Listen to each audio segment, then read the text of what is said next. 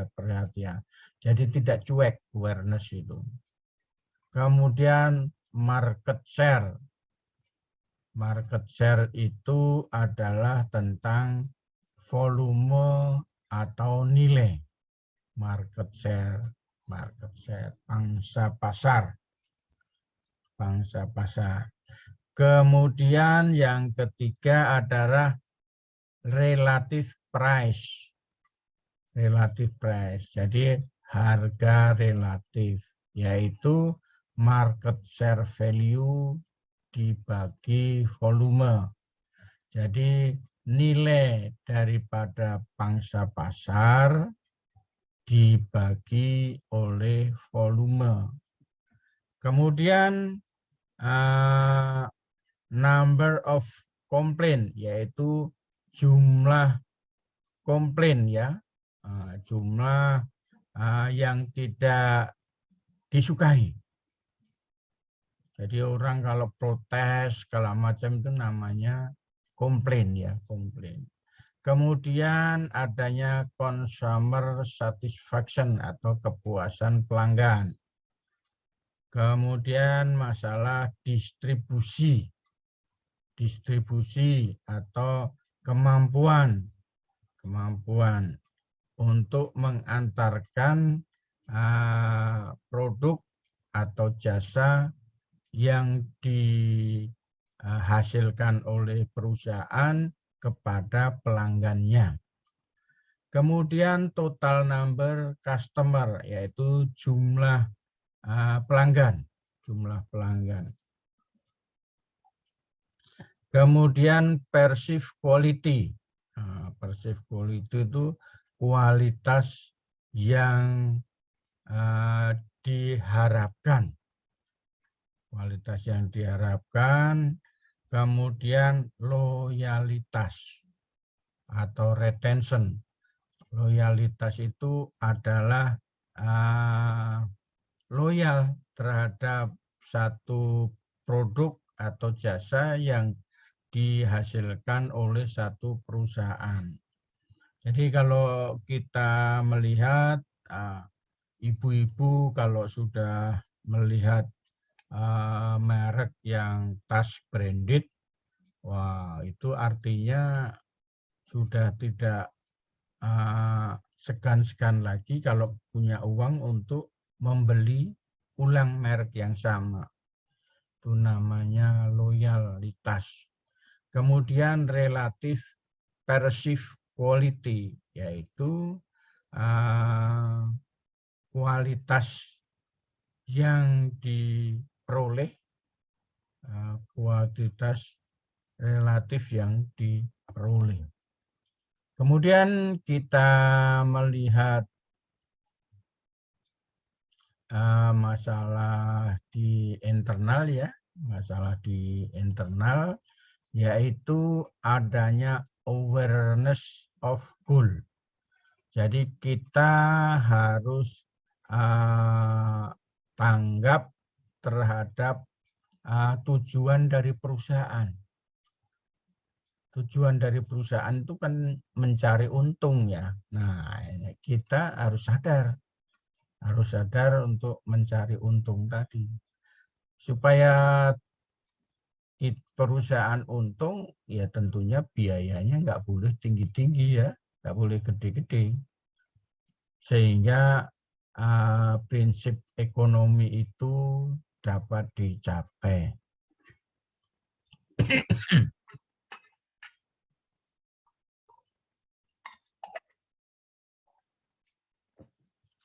Baik, kita lanjutkan lagi. Masalah komitmen to goal. Jadi bagaimana komitmen karyawan terhadap tujuan perusahaan. Kemudian aktif innovation support dengan jalan selalu aktif melakukan inovasi, mendukung melalui satu temuan-temuan baru ya. Kemudian adanya resources adequate ya, yaitu sumber daya yang tidak boleh jenuh ya. Jadi harus sumber daya itu dipenuhi gitu loh, dipenuhi. Kemudian adanya staffing atau skill level. Jadi mempunyai karyawan yang memiliki level keahlian yang diharapkan perusahaan atau yang dibutuhkan perusahaan. Jadi selalu mempunyai keinginan belajar atau desire to learn. Kemudian willingness to change. Jadi mempunyai semangat untuk berubah. Mempunyai semangat untuk berubah. Kemudian yaitu yang berikutnya adalah selalu berjuang untuk tidak gagal, ya kan? Atau freedom to fail. Nah, jadi menjaga atau bebas dari kegagalan. Kemudian yang berikutnya adanya otonomi. Otonomi ini dilakukan dengan bantuan teknologi yang paling modern ya, sehingga bisa melakukan secara otomatis. Kemudian relative employee satisfaction. Kalau di eksternal tadi customer satisfaction, kalau di internal tadi adanya satu kepuasan relatif dari karyawan yang diperhatikan, ya kan? Bagaimana satu perusahaan itu kalau karyawannya tidak puas akan mendukung pelanggannya puas, ya kan? Satu perusahaan yang karyawannya itu tidak puas, maka selalu akan timbul demo, ya kan? Macam-macam. Jadi kepuasan karyawan itu perlu diharapkan, perlu dijaga.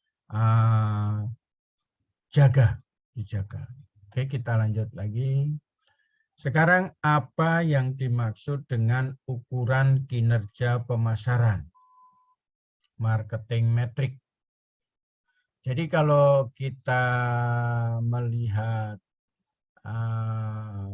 kegiatan yang perlu diukur di dalam kinerja pemasaran itu ada sifatnya operation, kemudian logistik, kemudian sales force, kemudian perdagangan atau the trade, dan keuangan.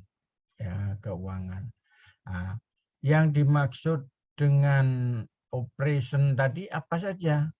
Operation tadi ini semuanya namanya ada margin dan profit. Kemudian produk dan portfolio management. Customer profitability. Nah, ini terkait dengan logistik. Kemudian sales force-nya adalah sales force dan channel management. Nah, bagaimana kekuatan menjual dan channel manajemennya. Kemudian dari sisi perdagangan yang perlu diperhatikan adalah strategi harga, kemudian promosi, kemudian advertising, media, dan web metric. Nah, itu diukur sekarang karena sudah merupakan satu online marketing sudah begitu maju, itu perlu adanya pengukuran advertising dan web metric media. Kemudian Dan ini masuk di dalam satu finance ya, yaitu marketing dan finance. Itu rekan-rekan semua. Jadi dari kegiatan-kegiatan tadi itu namanya ada share of heart. Jadi kemudian mind dan market. Jadi adanya satu share of heart. Jadi masalah bagaimana perasaan, kemudian pikiran dan market ya, pasar. Jadi mereka perpaduan antara tiga: hati, pikiran, dan pasar. Hati, pikiran, dan pasar yang secara garis besar itu ada tiga, ada 1, 2, 3, 4, 5, kemudian dikembangkan lagi menjadi 1, 2, 3, 4, 5, 6, 7, 8. Ada 8 bunga ya. Itu. Secara garis besar ada 3, yaitu adanya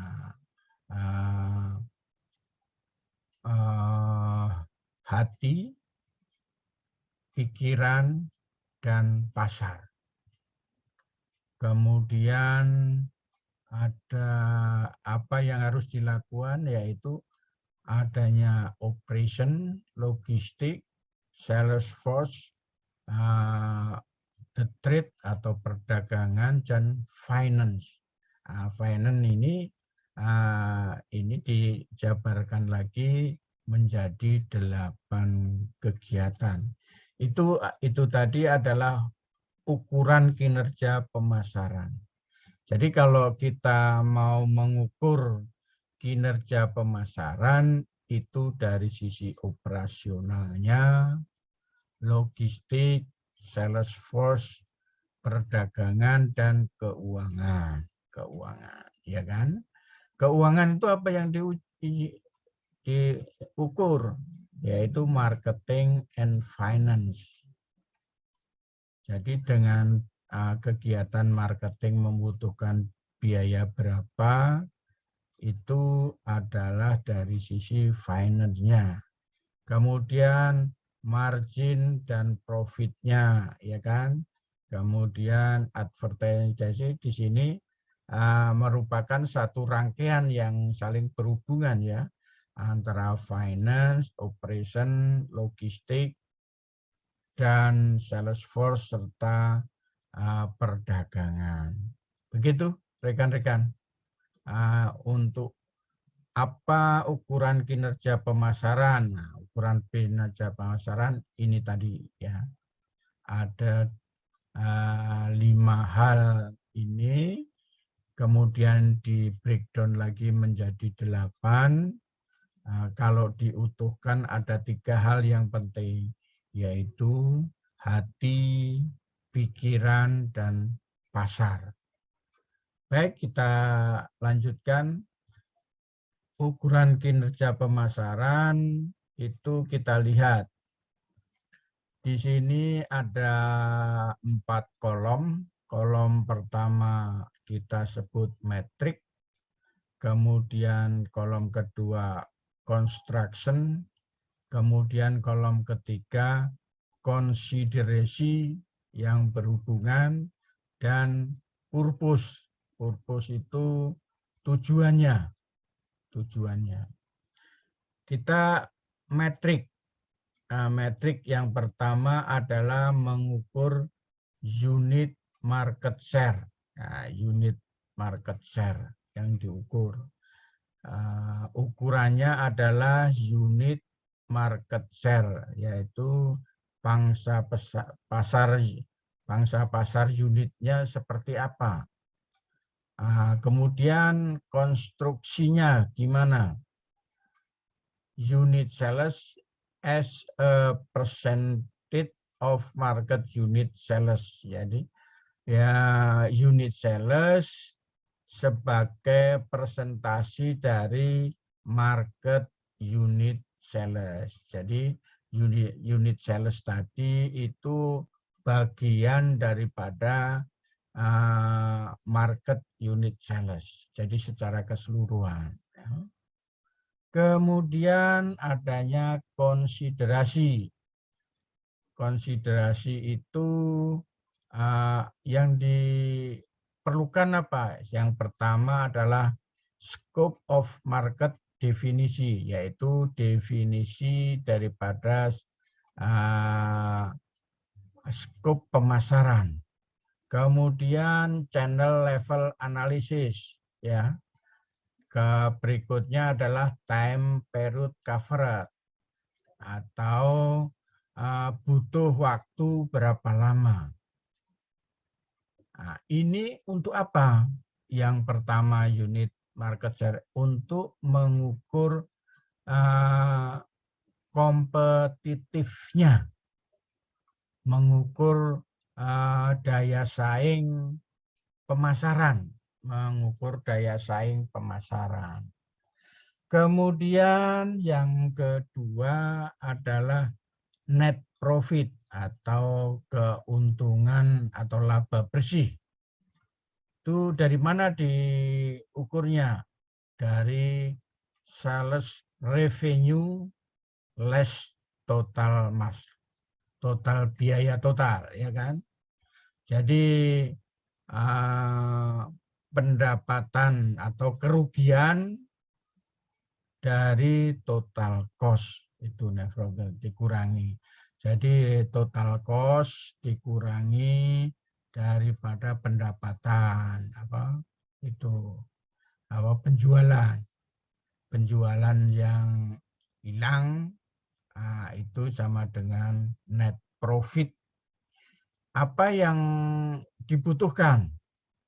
Revenue and cost can be defined in a number of ways. Jadi pendapatan dan biaya ini dapat diperoleh dari berbagai cara, ya, untuk memperoleh kalkulasi profit, ya. Kemudian tujuannya apa?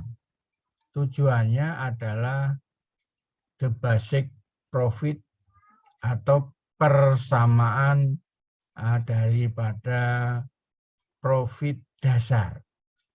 Jadi net profit itu untuk memperoleh persamaan daripada basic profit. Kemudian visitor. Visitor adalah sejumlah website yang unik yang dalam satu periode, ya, itu. Jadi visitor itu dari mana? Jadi peroleh dari website, ya, dari website yang orang yang menonton website melalui website dalam satu periode tertentu. Kemudian apa yang dilakukan, yang dibutuhkan. Di sini ada useful in determining the type of traffic generated by website. Nah, ini adalah jumlah orang yang melihat, ya, melihat traffic daripada website. Jadi website tadi dilihat, ya. Jadi pada saat sekarang itu satu perusahaan itu perlu ada orang yang mengelola masalah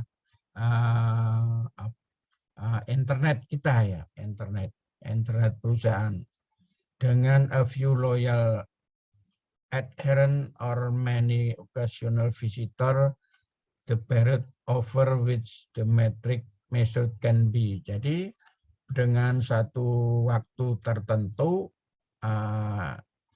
maka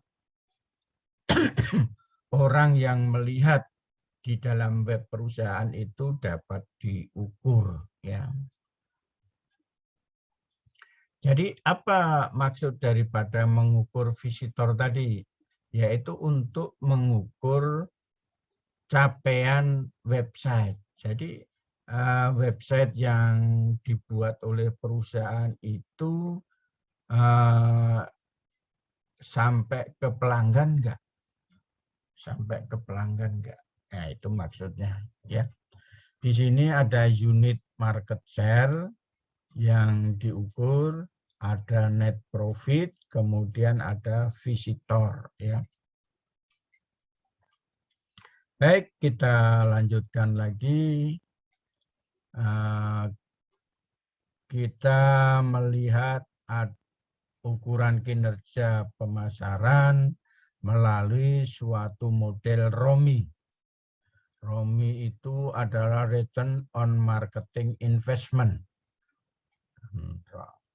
ROMI adalah Return on Marketing Investment ya.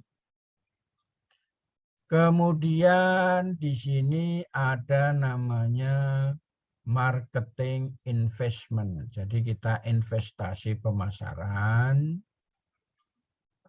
kita cari marketing return-nya. Yang pertama adanya meningkatnya nilai pelanggan atau meningkatnya nilai pelanggan dan bagaimana pelanggan bisa dekat dengan perusahaan dan perusahaan bisa dekat dengan pelanggan. Kemudian hal ini ada dua cara. Cara pertama meningkatkan atraksi kepada pelanggan. Yang kedua meningkatkan customer retention. Jadi meningkatkan loyalitas pelanggan. Nah, dari increase customer attraction tadi itu dan increase customer retention akan menghasilkan increase customer lifetime value dan customer equity. Ya. Jadi dengan adanya dua kegiatan ini akan muncul pelanggan yang setia, ya, akan muncul pelanggan yang setia yang mempunyai atau pelanggan potensial, ya, potensial. Oke, kemudian kita masukkan ke dari investment marketing investment tadi itu membutuhkan biaya marketing investment, ya kan? Nah, ini menjadi feedback bagi marketing return on investment, yaitu ROMI tadi. Nah, ROMI tadi, ya. ROMI return on marketing investment. Nah, jadi cara mengukur kinerja pemasaran itu banyak cara ya. Kita tidak perlu melakukan semuanya, tapi pilih salah satu. Pilih salah satu yang dikuasai, ya, yang dikuasai. Di sini adalah marketing yang diharapkan yaitu model ROMI tadi, ya, model ROMI, sehingga akan tercapai hal-hal yang diinginkan. Baik, rekan-rekan mahasiswa, kita lanjutkan. Di sini kita bisa melihat satu kondisi, yaitu marketing performance outcome chain atau rantai marketing performance outcome, ya. Kita bisa melihat di sini marketing resources, strategi dan action dari suatu perusahaan itu akan menghasilkan satu marketing program. ya, satu marketing program. Kemudian dari satu marketing program tadi ada yang namanya operasional performance dan organisasional performance. Nah, yang dimaksud dengan operasional performance itu apa? Yaitu ya, kita bisa mempengaruhi customer mindset, cara berpikir customer. Melalui apa? Melalui brand equity. Kemudian perceived quality. Jadi kualitas yang mereka terima, kemudian kepuasan pelanggan, dan adanya attitude loyalitas. Jadi satu loyalitas yang masuk ke dalam perilaku, ya, perilaku. Kemudian yang berikutnya dari customer mindset ini akan menyebabkan adanya customer behavior atau perilaku customer. Yaitu yang pertama adanya akuisisi. Nah, jadi ingin memiliki, kemudian adanya retention atau ingin tetap mempertahankan, dan dia word of mouth itu melakukan getok tular itu artinya dia akan memberitahu ke orang di lingkungannya dengan ceritanya dia. Oke. Kemudian masih di dalam rangkaian operasional performance tadi, yaitu adanya product market performance, yaitu adanya unit penjualan, adanya peningkatan pendapatan, market share, dan new product yang sukses. Kemudian dari customer perilaku pelanggan ini akan menjadi customer level performance. Jadi level performance dari pelanggan ini akan tercipta customer level performance. Yang pertama yang perlu dilihat adalah share of wallet. Bagaimana dia membelanjakan uangnya. Kemudian profitability, kemudian lifetime value.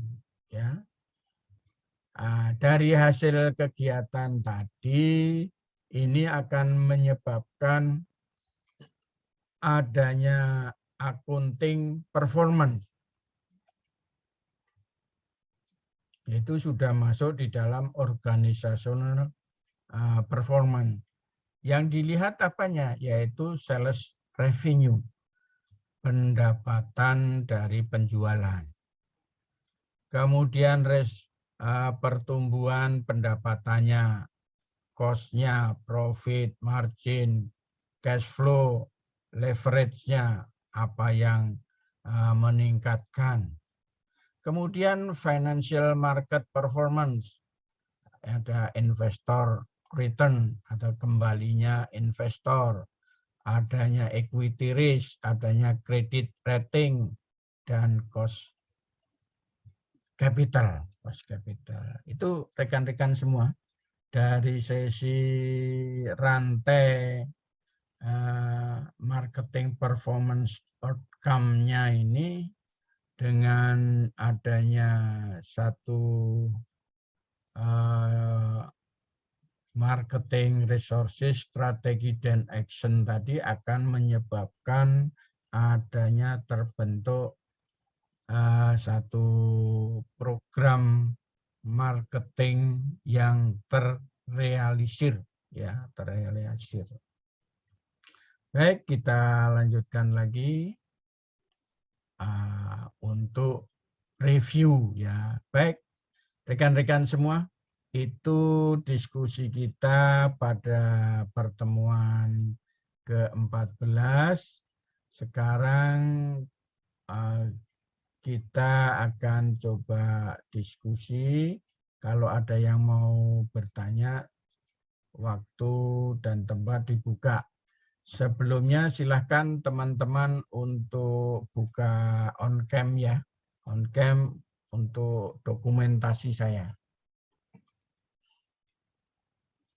Baik, rekan-rekan silahkan.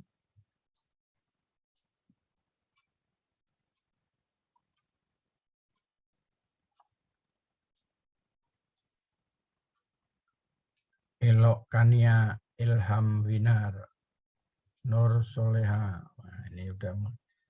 Sri Laila, apa kabar Sri? Sehat? Alhamdulillah baik, Pak. Ya, bagus.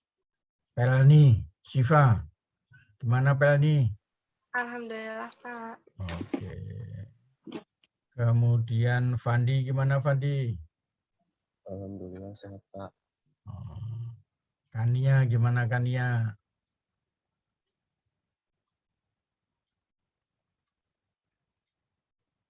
Gimana, sehat Kania? Sehat, Pak. Alhamdulillah. Ada, bagus. Kemudian Ilham, gimana Ilham? Wajahnya belum muncul nih. Alhamdulillah sehat, Pak. Mohon maaf, ini kamera laptopnya lagi bermasalah, Pak. Oh ya. Nur Solehah, Nur. Nur Solehah itu laki atau perempuan? Nur Jamilah. Nah, ini Nur-Nur itu biasanya perempuan ya. Nur Solehah, Nur Jamilah, Bayu, Yudhistira. Baik. Hadir, Pak. Kameranya mana? Baik, saya akan coba hitung 3 kali. Nanti pada saat hitungan ketiga silahkan tersenyum sambil terlihat giginya, ya kan? Nah, kalau orang terlihat giginya itu ini artinya bahagia, ya kan? Baik, rekan-rekan semua, saya hitung sampai 3 kali ya. 1. Ini Nur Soleha sama Nur Jamila enggak buka. Bayu, ada orangnya enggak nih? Lagi di kantor, Pak. Nggak bisa on cam. Enggak boleh ya. Oke. Baik. Nur Jamila. Nur Jamila. Bayu, ada Bayu? Oh, Bayu udah langsung pergi ke pasar dia. Baik, 1, 2, 3. Oke. Sekarang silakan kalau ada yang mau bertanya. Boleh, silakan kalau ada yang mau bertanya. Silakan.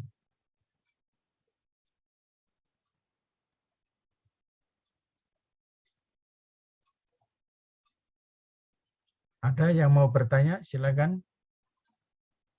1 orang. Baru saya tutup. Silakan 1 orang bertanya.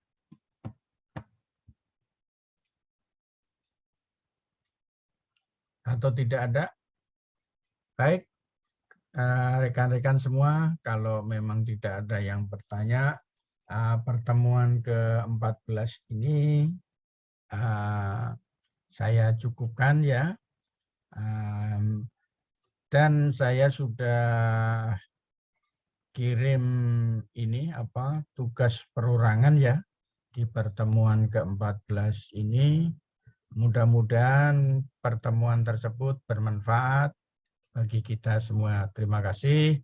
Wassalamualaikum warahmatullahi wabarakatuh. Waalaikumsalam warahmatullahi wabarakatuh. Oke. Makasih, Pak. Sama-sama.